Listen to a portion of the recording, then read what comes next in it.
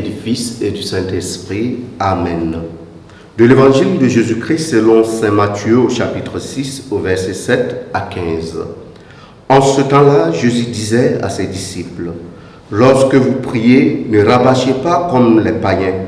Ils s'imaginent qu'à force de paroles, ils seront sauvés. Ne les imitez donc pas, car votre Père sait de quoi vous avez besoin avant même que vous l'ayez demandé. Vous donc, priez ainsi. Notre Père qui es aux cieux, que ton nom soit sanctifié, que ton règne vienne, que ta volonté soit faite sur la terre comme au ciel. Donne-nous aujourd'hui notre pain de ce jour. Remets-nous nos dettes comme nous-mêmes nous remettons leurs dettes à nos débiteurs. Et ne nous laisse pas entrer en tentation, mais délivre-nous du mal. Car si vous pardonnez aux hommes leurs fautes, votre Père céleste vous pardonnera aussi. Mais si vous ne pardonnez pas aux hommes, votre Père non plus ne pardonnera pas vos fautes. Acclamons la parole de Dieu. Louange à toi, Seigneur Jésus. Bien-aimés dans le Seigneur, en ce mardi 23 février, la parole de Dieu nous invite à une vie de prière. Et cette vie de prière exige de chacun de nous un certain nombre d'attitudes, pour ne pas dire un certain nombre d'exigences qui nous ouvrent à développer et à purifier notre rencontre avec le Seigneur dans la prière. Et cela doit nous amener à un certain nombre de questionnements. S'il est clair que le Seigneur nous dit et nous instruit sur le fait que la prière est le lieu où nous rencontrons Dieu, c'est le lieu où nous nous réalisons, c'est le lieu où le Seigneur nous écoute et nous accompagne. N'est-ce pas le moment de nous poser des questions sur notre confiance en Dieu? N'est-ce pas le manque de confiance qui fait que nous sommes portés à rabâcher?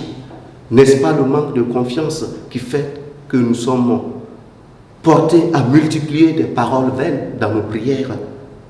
N'est-ce pas le doute de notre filiation divine qui nous conduit à toute cette tendance d'exhibitionnisme, ces prières tapageuses, ces adorations folkloriques? N'est-ce pas ce doute? N'est-ce pas ce manque de confiance? Et à partir de la prière du Notre Père, le Christ vient nous montrer qu'en réalité, il n'y a pas de dichotomie, il n'y a pas de séparation entre notre vie de prière et notre vie quotidienne. On pourrait dire, la prière est le lieu de conceptualisation, pour ne pas dire le lieu de théorisation de notre vie quotidienne. Il n'y a plus de séparation entre théorie et pratique dans la vie du chrétien. Autrement dit, notre vie de tous les jours, à partir de notre Père, montre que c'est le lieu où nous devons non seulement aller à la rencontre de Dieu, mais c'est là aussi que nous devons rencontrer les autres.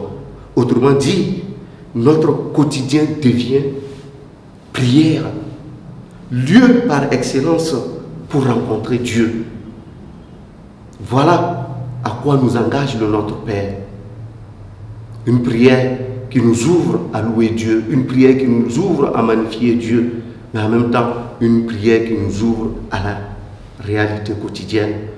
Et c'est ça qui nous permet de nous rendre compte que, en tant que chrétiens, il nous faut passer de la théorie à la pratique, non pas comme deux entités séparées, mais comme une pièce avec une double face.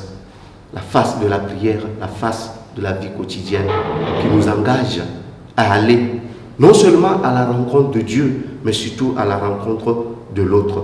Au cours de cette journée, nous allons demander au Seigneur qu'il fasse grandir en nous sa présence, cette présence qui nous aide à transcender ces prières théoriques, ces prières qu'on pourrait dire contemplatives, pour qu'elle puisse se traduire dans l'aujourd'hui de nos vies, dans le quotidien de nos existences. Loué soit Jésus-Christ.